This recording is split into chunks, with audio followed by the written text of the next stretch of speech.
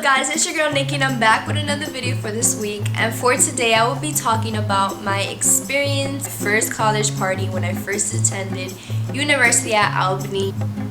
Cause it was quite an experience, you know. I have a story or two about what happened the first night that I went out. And as I'm telling the story, I will be eating some leftover Chipotle. Yeah, this was my dinner and I haven't finished it.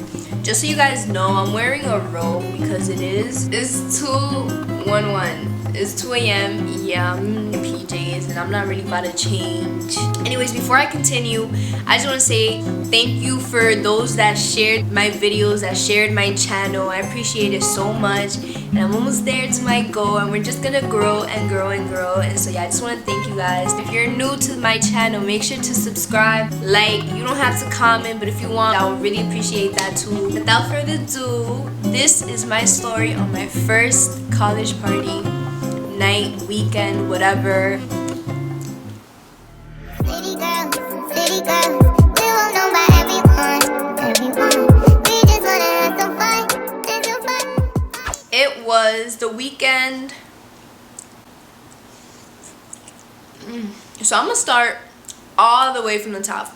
I believe we moved in the week of like August 21st, 22nd. And I moved in on a Thursday. So the first few days, it was all just straight up everyone trying to get to know each other, everyone trying to create the vibe, starting the year off right. We're all freshmen, so we all just want to get lit, I guess. Like, we just started college. One of the first things that you hear is, oh, it's a party school and, you know, it's lit and this and that. Those first few nights that I went out, I was shocked. I didn't even get into one party.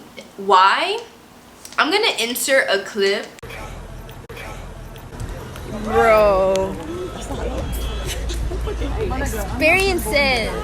Everyone was in the streets trying to find a party to go into. I've never had to struggle so much in my life just to get into a party. And you would think like multiple people are throwing parties, right? Even though there was so much parties, you couldn't even get into one. And when you finally did, the cops came and shut down the party. I didn't even get into one party at all. We walked around downtown Albany for almost 2 hours.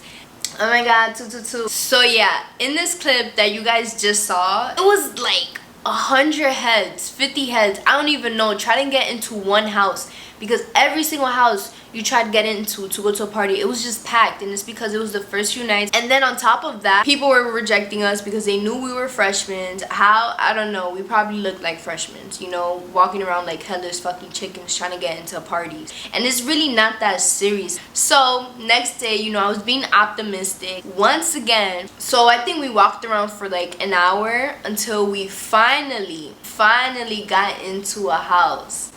Now, should I say the name of the house? I'm just gonna say it's 828. And you guys, yo, if you go to Albany, y'all already know the vibes with 828. So we get into 828 and I'm here like, okay, like this is giving me New York vibes. And by New York vibes is, I don't know if I should call it the hood. I don't know what I should call it. So we're here, we're in the party, the music is good, and we actually was like, okay, Albany.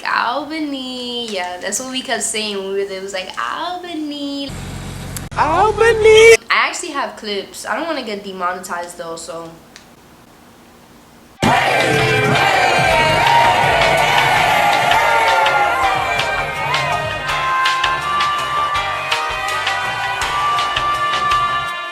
And you know, we met a few freshmen there, and you see, I'm not EOP, so most freshmen that came in as EOP, they already had their clique and they already had like the people that they knew. And one other thing, y'all, if you are a freshman coming into Albany, beware of these seniors. You're a fish in a shark tank. You know what all these college boys want, honey. Me and my roommate, we was just dodging them. Like, y'all know you just got there and y'all already trying to like what's wrong with y'all?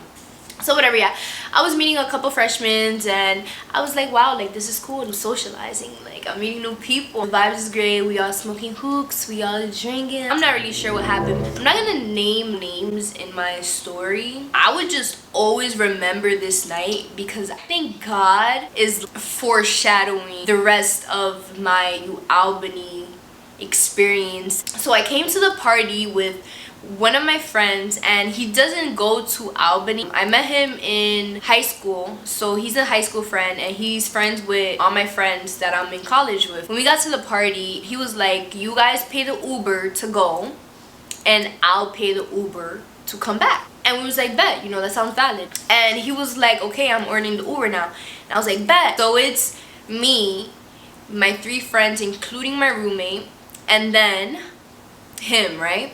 So the big bodies is 6 people. 6 people, right? So it's already 5 of us. It's already 5 of us.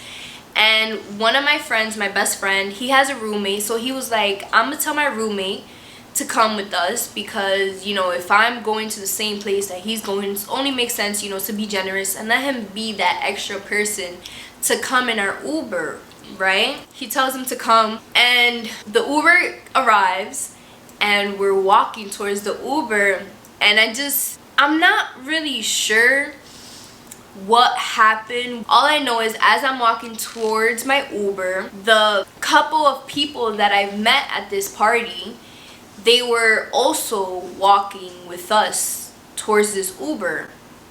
And I was very, very confused. But then it occurred to me, I believe it was 3 extra people. So we were already 6. In my head, I didn't want to assume, but my intuition was like, they're gonna try to come into this Uber with you guys, with us, with my friends. I didn't want to assume though and look crazy and say something. What my instinct told me to do was speed it up. So I started speeding up.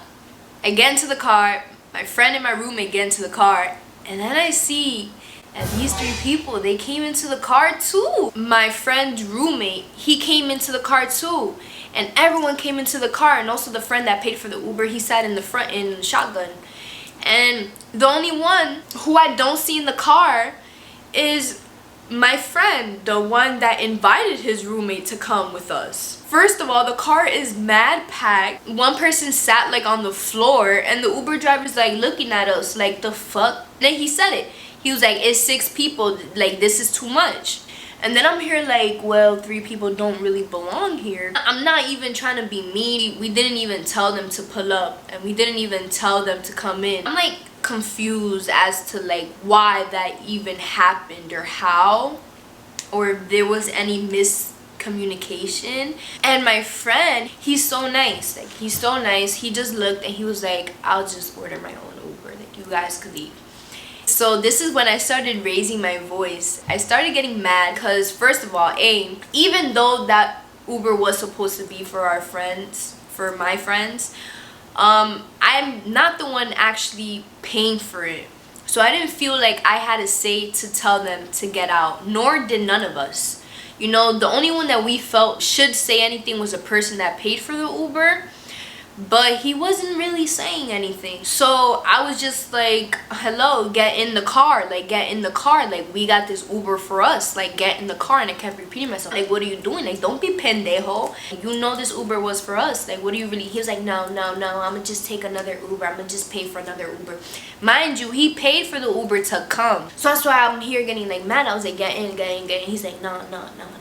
And I was just like, is no one really gonna say anything right now? And then I was just looking at them and then they were just in the air trying to be like, oh, okay guys, let's leave, like we didn't pay for this Uber, or like no, they just stayed there.